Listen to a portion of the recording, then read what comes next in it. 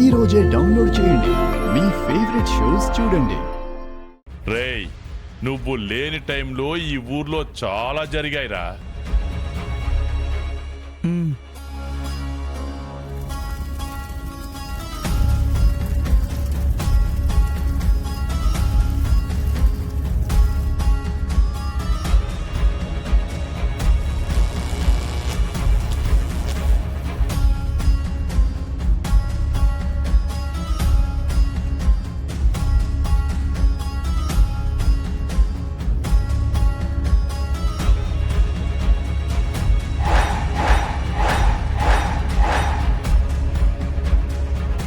ఇదిరా. అవును బాబు. వాడు ఈ ఊళ్ళో జనానికి వి ఆర్గానిక్ అని చెప్పి మన ఊర్లో మనకు ఆ ఫ్యాక్టరీ వల్ల వచ్చే కమిషన్ ని పోగొట్టి వీడు ఏదేదో చెప్తున్నాడ్రా. అందుకేరా నేను పిలిచాను. నాన్నా, వీడియంతూ చూస్తా, వాడంతూ చూస్తా. ఇద్దరిని కలిపి నాశనం చేయడమే నా ఎజెండా.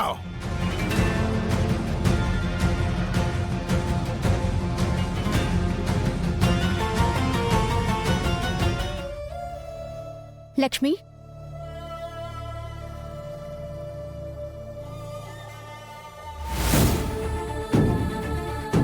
నిన్నొక మాట అడుగుతాను, నిజం చెప్తావా? వసుదమ్మా, నీతో ఎప్పుడైనా అబద్ధం చెప్పానా? చెప్పలేదు లక్ష్మి. కానీ ఈ విషయంలో మాత్రం నిజం కూడా చెప్పట్లేదు. మౌనంగా ఉంటున్నావు. నేను ఇబ్బంది పెట్టడం ఇష్టం లేక నేను కూడా ఏమీ మాట్లాడట్లేదు. దేని గురించమ్మా మీరు మాట్లాడుతుంది? లోపల మంత్రసాని ఏం చెప్పిందో వినలేదా? అయ్యా, మీరనుకున్నది జరుగుతుంది. ఆ మాటలు విన్న తర్వాత కూడా నీకు బాధగా అనిపించడం లేదా? పోనీ విహారిని చూసైనా నీకు జాలనిపించట్లేదా?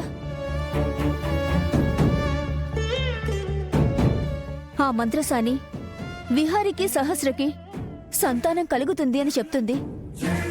అసలది జరిగే పనేనా? విహారి మనసులో ఉంది నువ్వు, విహారి భారీగా అనుకుంటుంది నిన్ను. నేను నా ప్రాణం కంటే ఎక్కువగా ప్రేమిస్తున్నాను. నువ్వు లేకపోతే నేను బ్రతకలేను. I love you Kanakam, I love you. అందుకే సహస్రని దూరం పెట్టి నీకోసం విహారి పాకులాడుతున్నాడు.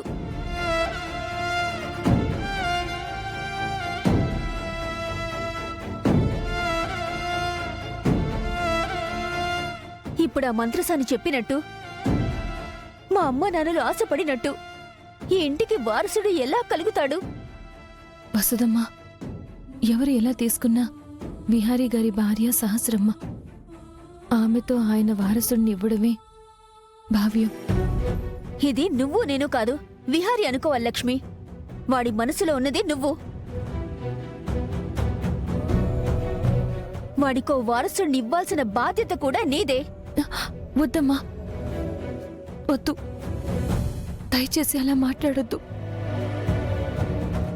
నాకు ఏ బాధ్యతలు వద్దు, ఏ బంధాలు వద్దు.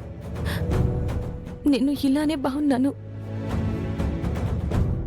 దయచేసి విహారీ గారు సహస్రమ్మ కలిసేలా మీరే ఒప్పించండి. మంత్రసాని చెప్పినట్లు విహారీ గారు సహస్రమ్మ కలిసే మీ కుటుంబానికి వారసునివ్వడం కరెక్ట్. అదే జరగాలి. నాకు ఏ ఉద్దేశాలు లేవమ్మా. లక్ష్మి, లక్ష్మి, ఏంటి పిచ్చి పిల్ల ఎలా మాట్లాడుతుంది? తన జీవితాన్ని తనే దగ్గరుండి నాశనం చేసుకుంటుంది.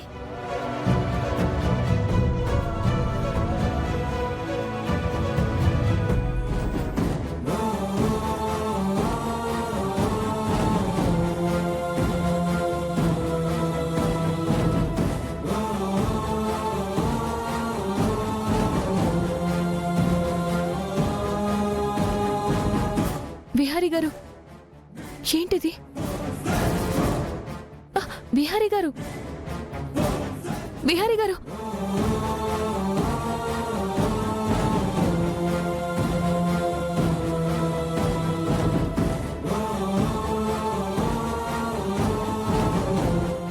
నా కోసం కానీ నా ఫ్యామిలీ కోసం కానీ నిన్ను ఏ పని చేయొద్దని చెప్పాను.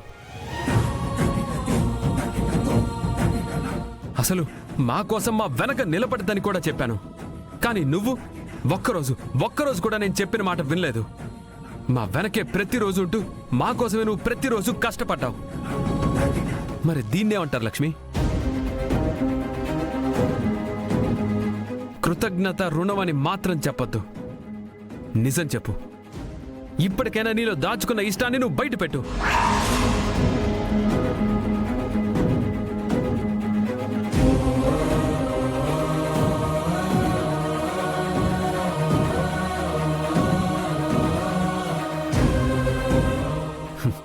నువ్వు మాట్లాడవు. నువ్వేమీ మాట్లాడవు. నిజం కూడా చెప్పవు. ఎన్ని కష్టాలొచ్చినా ఇదిగో ఇలాగే ఓర్పుగా అన్ని కష్టాలని అదిగో ఆ కన్నీళ్లలోనే దాచేసి నువ్విలా అనే ఉంటావు. కానీ నా వల్ల కావటం లేదు.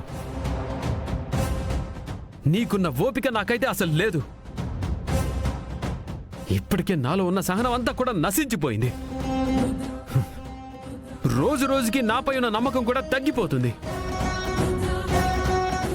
లోపలందరూ ఏమంటున్నారో విన్నావు కదా.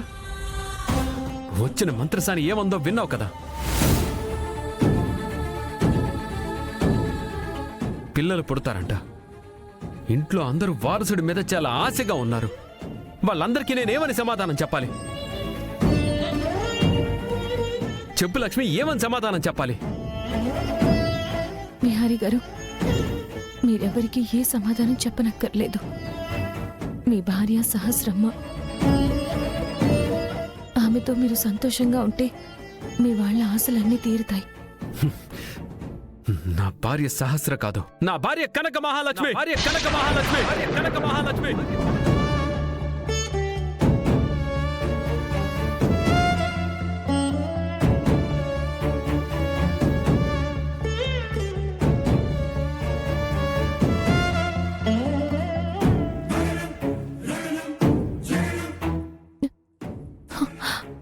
బిహారీ గారు, దయచేసి అరవకండి. నేను అరుస్తాను.